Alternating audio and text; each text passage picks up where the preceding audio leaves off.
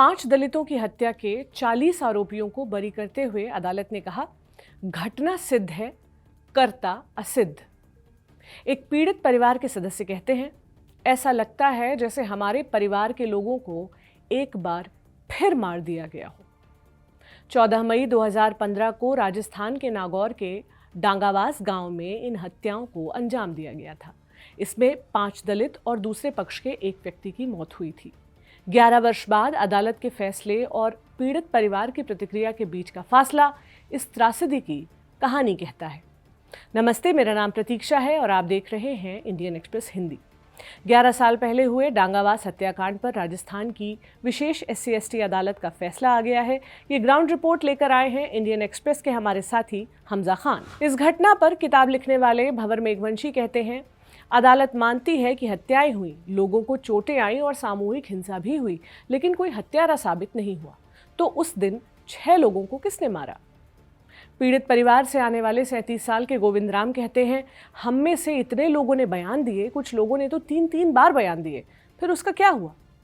गोविंद के भाई गणेश, पिता पांचाराम और चाचा रत्नाराम मारे गए थे। उस समय गोविंद ने नर्सिंग डिप्लोमा खत्म कर एम्स पटना जाने की तैयारी कर रहे थे, लेकिन उनकी सभी योजनाएं धरी रह गईं। क्या था ये मामला जिसने गोविंद और उनके जैसे कई लोगों के जीवन की दिशा हमेशा के लिए बदल दी? पूरे विवाद की जड़ करीब 23 बीघा जमीन है जो राजस्थान सरकार ने 1961 में दलित समुदाय के बस्ताराम को दी थी। एक पक्ष के मुताबिक 1964 में बस्ताराम ने 1500 रुपए के कर्ज के बदले ये जमीन चिमनाराम जाट के पास गिरवी रख दी थी। समझौता ये था कि चिमनाराम इस रकम पर कोई ब्याज नहीं लेंगे और बस्ताराम जमीन पर उगने वाली फसल में अपना हिस्सा नहीं मांगेंगे। 1999 में इस जमीन का मालिकाना हक बस्ताराम के दत्तक पुत्र रत्नाराम के नाम हो गया।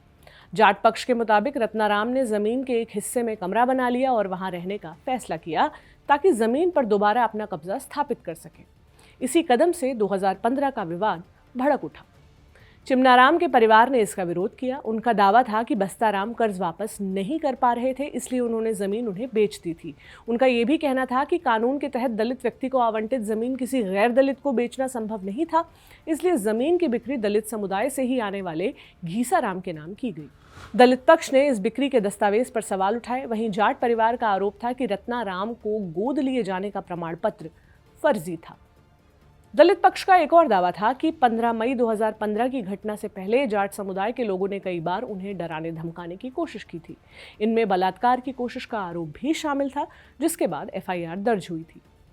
जाट पक्ष के मुताबिक 14 मई 2015 को विवाद सुलझाने के लिए पंचायत बुलाई गई थी, लेकिन बैठक जल्द ही हंगामे में बदल गई और स्थिति ऐसी हो गई कि किसने किस पर हमला किया ये पता चल पाना नामुमकिन हो गया। एक अन्य पक्ष के मुताबिक 14 मई को रामपाल गोस्वामी और जाट समुदाय से आने वाले रामदेव खड़ाव को पंचायत के लिए संदेशवाहक बनाकर भेजा गया था। आरोप है कि दलित पक्ष के लोगों ने उन पर गोली चला दी, जिसमें रामपाल की मौत हो गई और रामदेव घायल हो गए। इस मामले में गोविंद और अन्य लोगों को अदालत ने बरी कर दिया था। इस फैसले को अदालत में चुनौती दी गई है। हिंसा के मामले में जाट पक्ष के 14 आरोपियों का प्रतिनिधित्व करने वाले महिपाल चौधरी कहते हैं कि उन्हें कई मुश्किलों का सामना करना पड़ा, जिनमें ये तथ्य भी शामिल था कि तत्कालीन उपखंड मजिस्ट्रेट सोहन लाल कायल दलित समुदाय से थे। हालांकि मेघवंशी अपनी 2018 की किताब में लिखते हैं कि प्रशासनिक व्यवस्था में ताकत का संतुलन दूसरी तरफ झुका हुआ था। उनके मुताबिक उस समय सचिव, सरपंच, पटवारी, SHO, deputy SP, additional SP, BDO, प्रधान और जिला प्रमुख सभी जाट थे। इसके अलावा तत्कालीन वसुंधरा राजे सरकार में मंत्री अजय सिंह किलक और तत्कालीन नागौर सांसद CR चौधरी भी जाट समुदाय से थे। डांगावास से उनके पारिवारिक संबंध थे। मेड़ता सिटी से ठीक बाहर अजमेर नागौर रोड पर बसा ये गांव आसपास के दूसरे गांवों जैसा ही है। फर्क सिर्फ इतना है कि यहाँ 2015 से एक पुलिस टेंट लगा है, जहां 2400 घंटे 2 पुलिसकर्मी तैनात रहते हैं। गांव के अनौपचारिक केंद्र में बाबा रामदेव जी मंदिर बना है। ये दलित समुदाय लोगों के मिलने जुलने की जगह भी है। गांव से कुछ मिनट की दूरी पर पक्की सड़कें और खेत खत्म होते हैं, घनी झाड़ियां शुरू हो जाती हैं। यहीं 2015 की हिंसा के बचे हुए इकलौते निशान दिखाई देते हैं। कुछ ईंटें, ये उसी कमरे और झोपड़ी का हिस्सा थी जिन्हें दलित पक्ष ने वहां बनाया था और जिसे उस दिन ट्रैक्टर से गिरा दिया गया था। 2011 की जनगणना के मुताबिक डांगावास की आबादी में दलितों की संख्या करीब 1/6 है, 1/6। जबकि जाट लगभग 3/4 हैं, यानी 3/4। घटना के बाद देश भर में हुए आक्रोश के बीच तत्कालीन वसुंधरा राजे सरकार ने मामले की सीबीआई जांच के आदेश दिए थे। गोविंद के चाचा खेमाराम उस हमले में बच गए थे, जबकि उनके भाइयों और बेटे गणेश की मौत हो गई थी। उनके पैरों और एक हाथ में आज भी मेटल की रॉड लगी हुई है। उस दिन को याद करते हुए वे बताते हैं कि करीब 250-300 लोग लगभग 50 मोटरसाइकिलों और 3 ट्रैक्टरों पर आए थे। उन्होंने 16 लोगों को घेर लिया, जिनमें 6 महिलाएं थीं, और हथियारों से हमला शुरू कर दिया।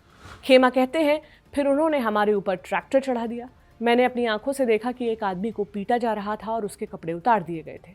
मुझे मरा हुआ समझकर छोड़ दिया गया।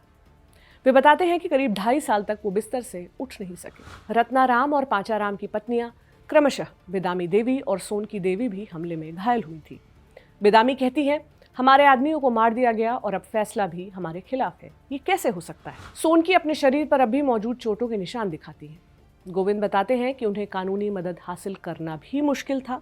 पास के मेड़ता सिटी तहसील मुख्यालय में ज्यादातर वकीलों ने उनका केस लेने से इनकार कर दिया था। जाट पक्ष के वकील महिपाल चौधरी हैं। वे अभियोजन पक्ष यानी दलित खेमे की कहानी में कई खामियों की ओर इशारा करते हैं। इनमें पुलिस, सीबीआई और अदालत के सामने गवाहों के बयानों में विरोधाभास प्रमुख है। इसके अलावा घायलों का पहला एक्सरे घटना के 5 दिन बाद किया जाना शामिल है। हिंसा के बारे में चौधरी कहते हैं कि कुछ बयानों में हमलावरों की संख्या 1,500 बताई गई, जबकि एफआईआर में 200-300 लोगों का जिक्र है। वो सवाल करते हैं कि 1500 या 300 लोगों की भीड़ में से 40 लोगों की पहचान कैसे की जा सकती। उनका यह भी कहना है कि जिन लोगों के नाम आरोपियों के तौर पर लिए गए, उनमें से कई उस दिन डांगावास में मौजूद ही नहीं थे। वे इस घटना को जातीय हिंसा बताए जाने पर भी सवाल उठाते हैं। उनके मुताबिक ये 2 परिवारों के बीच का विवाद था। वे इस आरोप से भी इनकार करते हैं कि पीड़ितों को ट्रैक्टर से कुचलकर मारा गया था। उनका तर्क है कि अगर किसी को ट्रैक्टर से कुचला जाता तो उसकी हड्डियां टूटने के बजाय कुचल जाती। बल्कि उनका कहना है कि आरोपियों ने बिना अपराध 4 से 9 साल जेल में बिताए हैं। दलित पक्ष के वकील ने अपनी दलील में कहा कि अभियोजन की पूरी कहानी को खारिज नहीं किया जा सकता, क्योंकि ग्रामीण माहौल, गवाहों की शिक्षा का स्तर, घटना की भयावहता, गवाहों की उम्र और घटना के बाद बीत चुके लंबे समय को देखते हुए बयानों में मामूली विरोधाभास हो सकता है। वहीं मेघवंशी कहते हैं, ये फैसला एक और भयावह सच्चाई सामने लाता है। एक गरीब दलित परिवार के लिए अदालत तक पहुंचना, वर्षों तक मुकदमा लड़ना, गवाहों को सुरक्षित रखना, दस्तावेज जुटाना और जांच पर नजर रखना कितना मुश्किल है। कांग्रेस से आने वाले पूर्व मुख्यमंत्री अशोक गहलोत ने जांच और अभियोजन में हुई कथित गंभीर खामियों की आलोचना की है, लेकिन आमतौर पर मुखर रहने वाले कांग्रेस के प्रदेश अध्यक्ष गोविंद सिंह डोटासरा ने अब तक इस मुद्दे पर कोई टिप्पणी नहीं की है। वे जाट समुदाय से हैं। हालांकि उन्होंने कांग्रेस शेड्यूल्ड कास्ट सेल की प्रमुख ममता भूपेश को फैसला आने के बाद डांगावास भेजा था। कांग्रेस के वरिष्ठ नेता सचिन पायलट ने 11 अगस्त को इस मुद्दे पर बात की। उसी दिन विपक्ष के नेता टीकाराम जली ने डांगावास जाकर पीड़ित परिवारों से मुलाकात की। एससी यानी शेड्यूल्ड कास्ट के लिए आरक्षित मेड़ता सिटी विधानसभा सीट से बीजेपी के लक्ष्मण राम विधायक हैं। उन्होंने द इंडियन एक्सप्रेस से कहा, अदालत का पूरा आदेश मिलने के बाद ही जांच की कमियों का पता चलेगा। अगर पीड़ित फैसले से संतुष्ट नहीं है तो उनके लिए अदालत के दरवाजे खुले हैं। जरूरत पड़ी तो मैं मुख्यमंत्री से भी मिलूंगा। लेकिन दलित परिवारों का भरोसा टूटता दिख रहा है। उनका कहना है कि 2015 में देश भर में हुए आक्रोश के बावजूद उन्हें SC/ST एक्ट के तहत मिलने वाली सहायता के अलावा कोई आर्थिक मदद नहीं मिली। उनकी 18 मांगों में सिर्फ एक CBI जांच ही स्वीकार की गई थी। आज जब 11 वर्ष बाद भी कर्ता असिद्ध है, तो बीते वक्त में हुई न्यायिक प्रक्रिया के क्या मायने हैं? अपनी राय हमें कमेंट बॉक्स में बताएं। देखते रहें इंडियन एक्सप्रेस हिंदी। शुक्रिया।